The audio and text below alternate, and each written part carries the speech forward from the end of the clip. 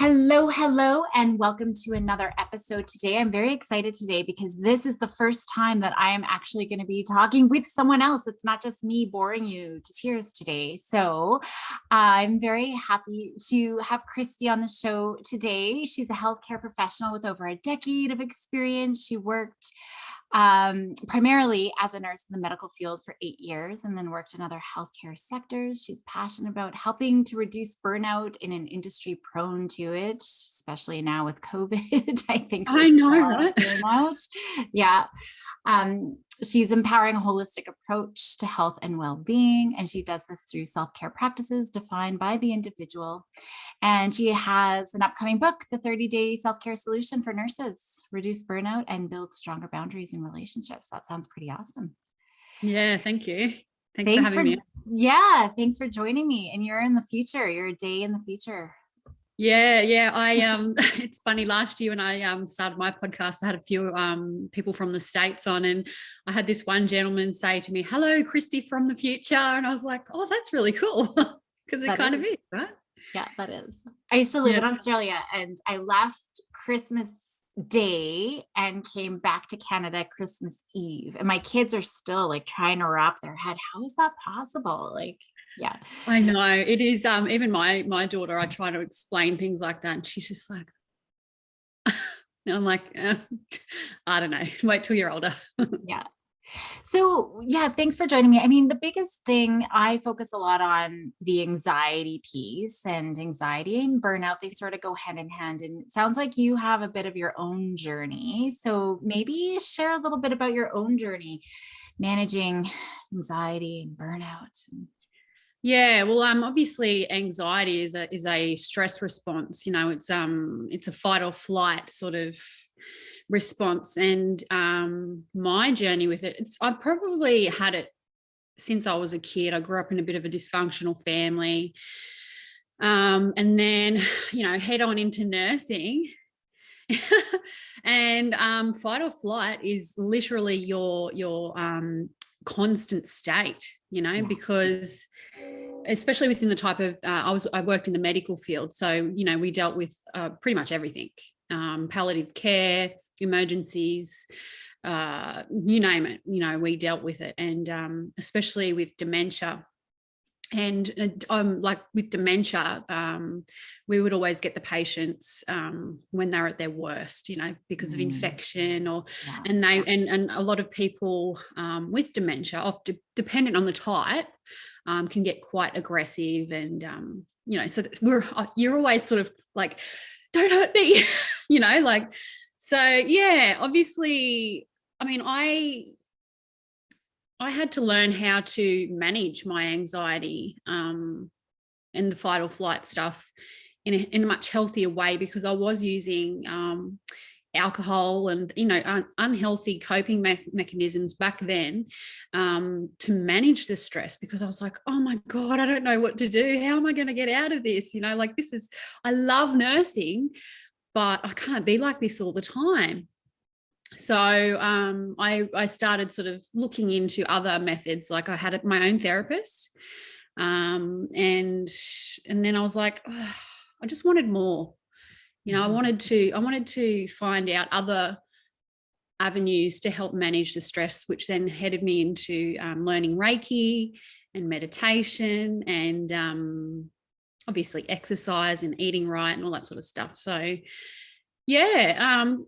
I've got to say though, anxiety isn't so much of a constant state for me anymore. It's kind of like you need it to get out of bed and things like that, but I'm not in that fight or flight state anymore because of the healthier practices I have in place. Yeah. Well, that's always good. And I mean, anxiety, we can never get rid of it. And I think that that's a problem when we try to eliminate it, because then that just sets us up for feeling hopeless and helpless, because it's always going to be a part of our life. It's just how we manage it. Something interesting you said, I know for myself, I was always anxious, and my parents took me to see a therapist, and I was told, this is just who you are.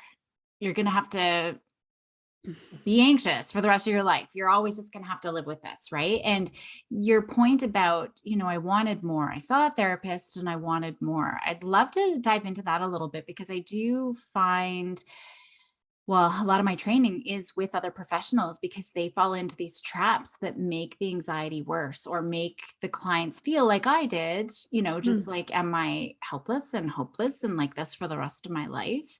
What did you find in that experience? Anything that was helpful or was really not helpful? Yeah, well, so it took me probably 3 or 4 therapists till I Wow. found a really good one. Mhm. And the one that I did find, and I never gave up because I was like, I don't want to live in this state forever. Life is worth living. And especially after dealing with palliative care patients, you sort of start to see life from a very different perspective. So I was just like, okay. So my therapist, she was amazing. She got me into hypnotherapy and it's obviously there's a lot of questioning and reflecting and trying to dig down to the root cause of where it all started. But I guess maybe it's because I am a lifelong learner and I'm a nurse, I'm a healthcare professional. I'm like, there's just got to be there's got to be more than just the medical model of healing, and I just thought there are other things out there like holistic methods of managing your stress and stuff like that. And I thought, just taking an anti-anxiety medication, which I don't take now, but I used to, and having a therapist. And I just think that everybody should have a therapist like they have a doctor, It's Mhm. people who have a bipartisan sort of, they just give you their professional advice or whatever. But I think when it comes down to holistic other opportunities of managing, I think it's really quite healthy to do that. I think just putting all of your eggs in one basket is almost limiting yourself, I believe. Would you Yeah. agree? Yeah, absolutely. And I think having just multiple different the perspective piece and different ideas and it's great if people can actually collaborate together just to talk about. And when it comes to the medication piece, you're right. I think there's so much more than the medical model. I was just consulting with another professional who's Mm. working with a kiddo who's super anxious right now, and she's kind of caught just in the accommodation trap. Like, I'm trying to make her feel better, and that's something I'm like, no, we got to get out of that trap. But the pediatrician for this kiddo, so she is trying to collaborate with the pediatrician, but the pediatrician is really pushing the medication. But that's also reinforcing the anxiety story that I can't handle it. Therefore, I need to take medications to be able to. And I know that that's a huge trap. It becomes a safety behavior, and it's just reinforcing that belief that I can't handle it. And so having multiple people on your team can be helpful to show that's not the only way. There's lots of different ways. We just got to find your way that's going to Mhm. help you move forward to feel successful, that you can handle all of this. So yeah, I Yeah, definitely agree. I agree. And I do think that we tend to, or the system tends to over medicate anxious kids. Like my daughter initially, when she was younger, she's 9 now, but for a period of a year and a half, we did have her medicated for anxiety and stuff. And at the time, I was like, oh, and it did help her for a little bit. But, for myself, even when I was medicated for it, I was thinking, there's got to be this is just band-aiding what's going on, And so I ended up figuring out that my anxiety was making her anxiety worse. And then when I self-reflected and did and got back into all of my self-care methods, her anxiety lessened. And I was just like, why have I never been taught this before?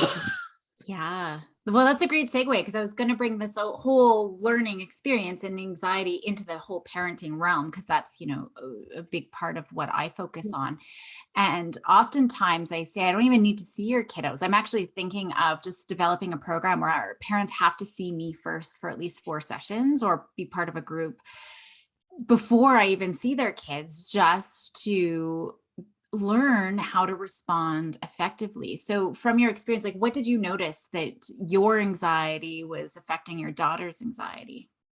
Yeah, I guess I'm a very, I'm very reflective, and once I'd started getting into the holistic other, like looking into other methods and inquiry and stuff, I sort of would stop myself when I was feeling anxious. I would go, hang on, is this me, or is this somebody else's? And I would sort of stop, and I wouldn't go into the reactive mode. I would just sort of stop, and then I would be like, what's happening around me, what's happening within me.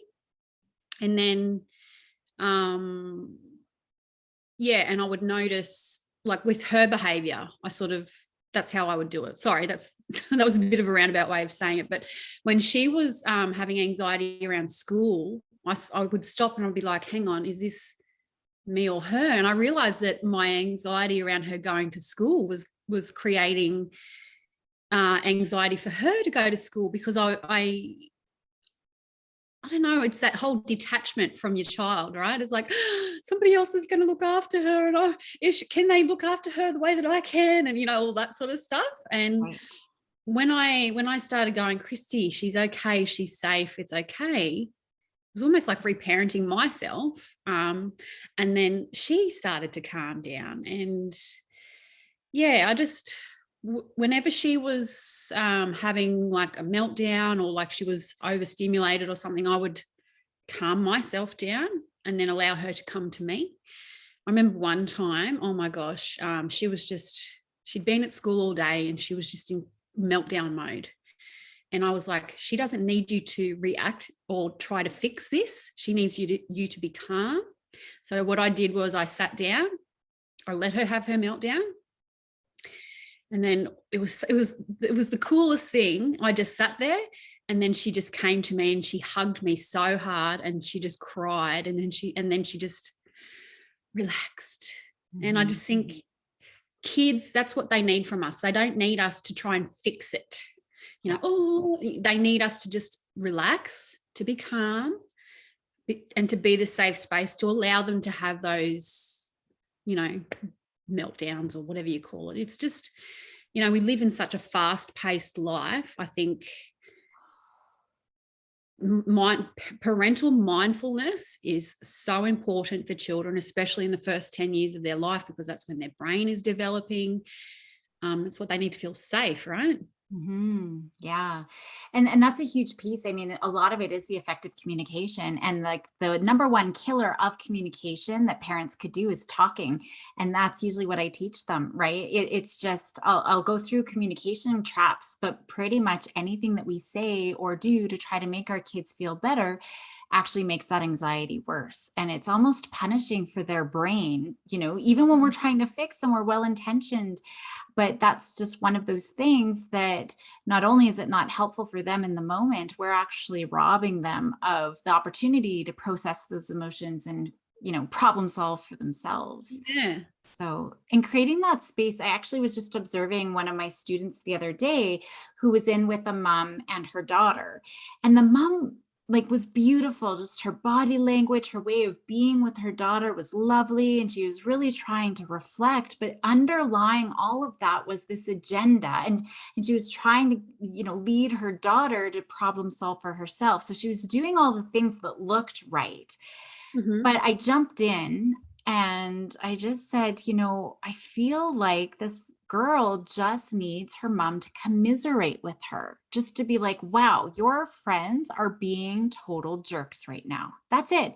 Not to say, well, what could you do? And what should you do? And, what about this? And it's just like, wow, your friends are being jerks.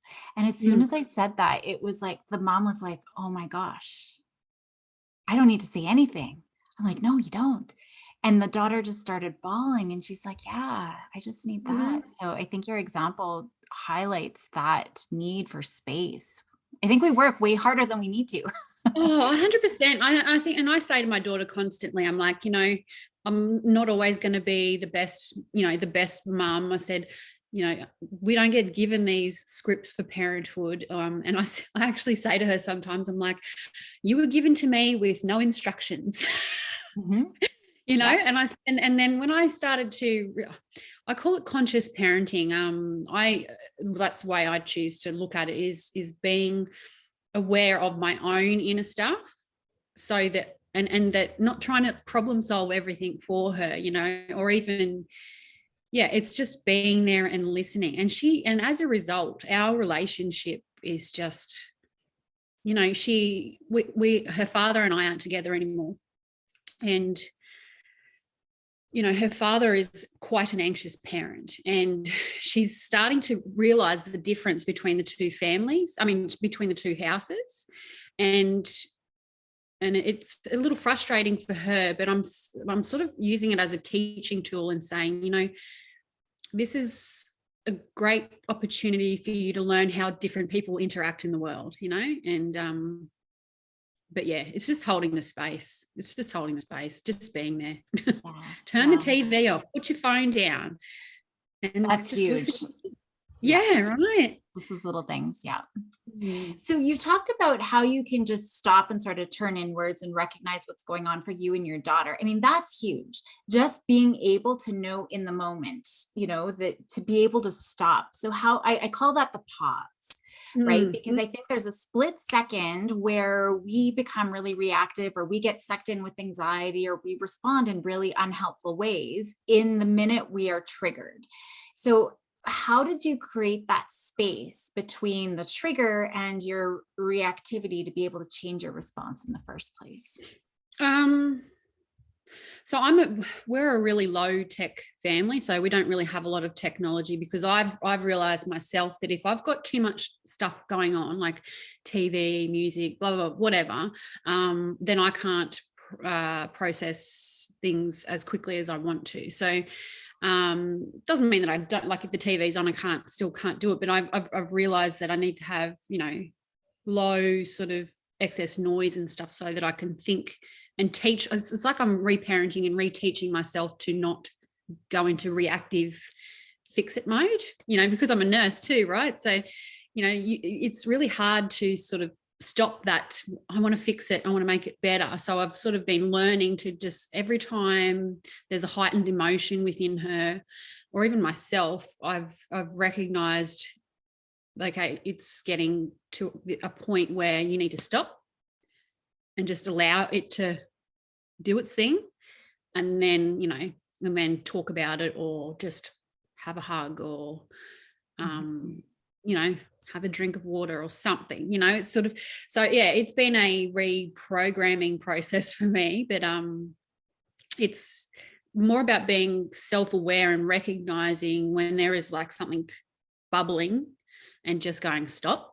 And I've started to say that to her too, not as a way to, I do it for myself. So if we're in the car and we're driving and something sort of will trigger me, rather than me being overreactive, I stop and she'll say to me, Mum, talk to me. And I'm like, no, I'm just give me a second and then I'll respond to you.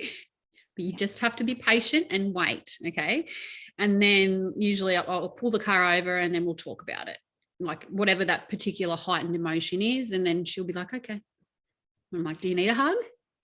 Yeah. What do you need? It can be so tricky. I know. I mean, one of the things that I did with my girls is we would have a code word. So when we could see it, because we can usually see it in each other before we can recognize it in ourselves. Yep. And I think that really helped too for my girls to feel like something wasn't wrong with them. Like mommy needs to work on her amygdala and her emotional response too. So, you know, it was puppy, and my girls were always like puppy. But I love that you brought up the screen time. Well, yeah, because when they say puppy, then I'm like, oh yeah, okay. Great. I'm going to use that. So yes. A code word. Okay. Yeah. That's so really great. We can recognize it in each other too, right? And it does, like the minute my little one is going puppy, I'm like, oh my gosh, yes, she's right. I am, because I think we get stuck in autopilot sometimes. We're not even aware. And screens, I'm glad that you brought that up, because we do. That sucks us in. Oh my gosh. Have you seen Wordle yet? Have you been introduced to Wordle? No. Okay, maybe don't. It's so addicting. I just got introduced to it a few days ago, and I was playing it yesterday. It's a word of the day game. And my daughter's like, I hate Wordle, because I become this different person. She's like, if I come to you and you're playing Wordle in the moment, you get so snappy and I don't even look up. Like I'm just so into, because my goal is to try to figure it out in 2 turns. You've got 6 chances to figure out what the word of the day is, so this 5-letter Okay. word. And so my goal is to do it into two turns, right? So I'm very intense. But she's like, I hate it. And that's kind of what screens do. It puts us into that autopilot mode. And so we don't even realize our emotional state. We just react and it becomes so habitual and so quickly because screens are so reinforcing to our brain that it's really hard to kind of be mindful and be in the present moment, which is so important for us to be able to take that step back and be like, okay, I'm feeling grumpy right now, or I'm really irritable, or whatever's going on for us. So yeah, I I think agree. that's a huge piece we need to reflect on. And I was talking to a girlfriend about this the other day. My daughter's name's Ava. She goes to a school that is, it's a Rudolf Steiner school, and they're all about, the human development, the human brain within the first 10 years of a child's life, and how, giving them a piece of technology is really not great for their brains. It sort of creates, because you need to have boundaries around it. So it doesn't mean that we don't have access to it. We do. We've just got boundaries around it. And I just think if we can set healthy boundaries around the technology, it doesn't mean that that you completely disregard it. It's it's there, but it's like setting a healthy boundary. So that's what we do. During the week, we don't do any technology in the mornings before school, and we sit and we just talk to each other and whatever, get ready for breakfast and etc. But there's so many studies out there, like the suicide rates for teenagers has risen from 2007 to some exponential rate.